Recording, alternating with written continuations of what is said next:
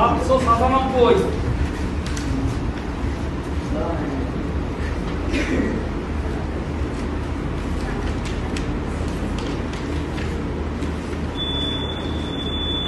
অরূপক্রান্তি দিঘা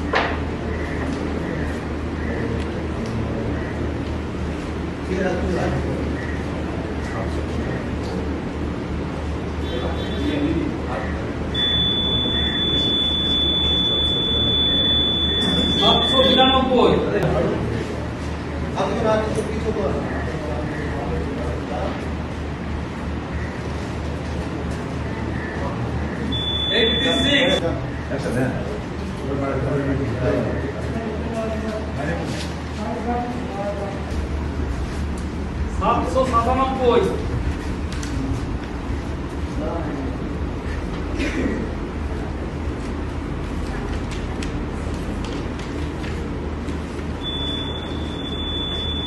চাকুলি দিঘা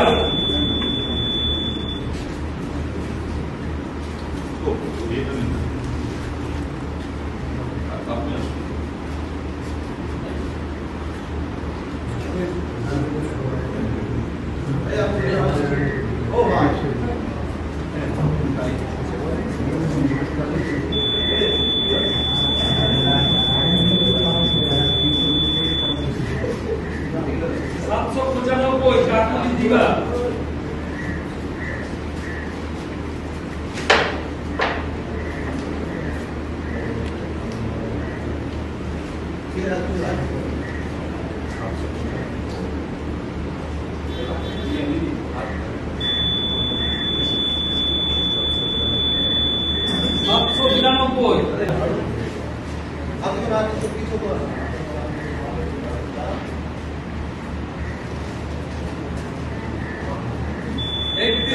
আমাদের মধ্যে এই মুহূর্তে রয়েছেন আরামবাগের বিজেপি প্রার্থী অরূপক্রান্তি দিঘার।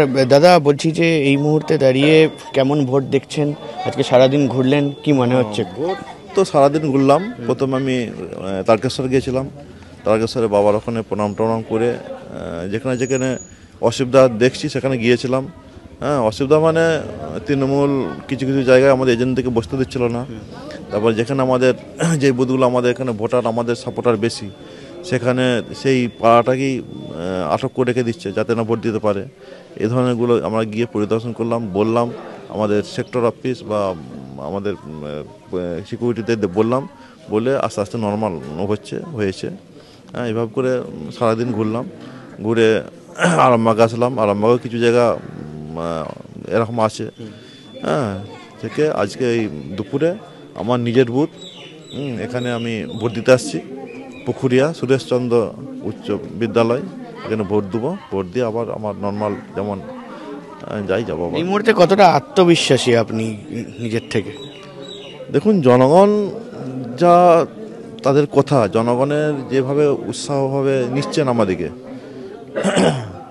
এখন যশস্বী প্রধানমন্ত্রী নরেন্দ্র মোদীজির যেভাবে যোজনাগুলো আছে, যেভাবে দেশকে রক্ষা করছেন, যেভাবে মানুষকে সুরক্ষিত রেখেছেন, দেশকে সুরক্ষিত রেখেছেন, তাতে করে মানুষ পরিষ্কার বুঝে নিয়েছেন এখন যোগ্য প্রধানমন্ত্রী হিসাবে মোদীজি আছেন। অতএব মোদীজিকে লক্ষ্য করেই মানুষ ভোট দেওয়ার জন্য মুখিয়ে আছেন। হ্যাঁ, সেই হিসাবে বলছি এখন মোদীমুখী ভোটার, মোদীকে হাত শক্ত করার জন্য ওনা ভোট দিচ্ছেন এবং আশাবাদী ভালো জয় হবে। আপনি যোজনার কথা বলছেন, কিন্তু পশ্চিমবঙ্গ সরকার বা রাজ্য সরকারের তরফেও এরকম অনেক ধরনের ভাতা বা বিভিন্ন ধরনের যোজনা করা হচ্ছে, তো সেইখানে মহিলারা বিশেষ করে খুব বেশি বলা যেতে পারে যে তাদেরকে ফোকাস করা হচ্ছে, মমতা বন্দ্যোপাধ্যায় করছেন।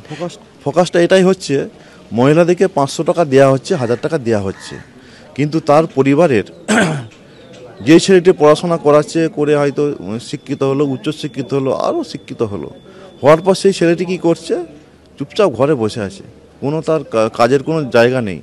তাহলে 1000 টাকা কি দরকার আছে তার? 1000 টাকা দিয়ে, 1000 টাকা অ্যাকচুয়ালি দেখতে গেলে মাতৃশক্তিকে অপমান করা হচ্ছে। 1000 টাকায় কিন্তু হাত খরচা হয় না। হ্যাঁ, একটা ব্যক্তির, মহিলার 1000 টাকা কিন্তু হাত খরচা হয় না, এখনকার দিনে হাত করা হয় না। অতএব ওই টোপ দেখিয়ে ভোট নেওয়া এই নীতি চলবে না। এবং মহিলাদেরকে যে আকৃষ্ট হচ্ছে বলছেন, দেখুন মহিলারা আজকে দূরে সরে গেছে, মহিলাদের সম্মান নাই। সন্দেশকালের মতো ঘটনা বহু ঘটছে। আজকে মহিলারা নিরাপত্তা পাচ্ছে না, মহিলারা আজকে মানে মানে নিরাপদের আশ্রয়ের জন্য অভাব বোধ করছেন। এত কিছু ব্যাপার, ওর জন্যই আজকে মহিলারা দেখছেন অ্যাকচুয়ালি আমাদের নিরাপত্তা দেওয়া এবং আমাদের সুরক্ষা রাখার জন্য একটাই ব্যক্তি আছেন, যেমন নরেন্দ্র মোদী জি আছেন, উনি আমাদেরকে দেবেন।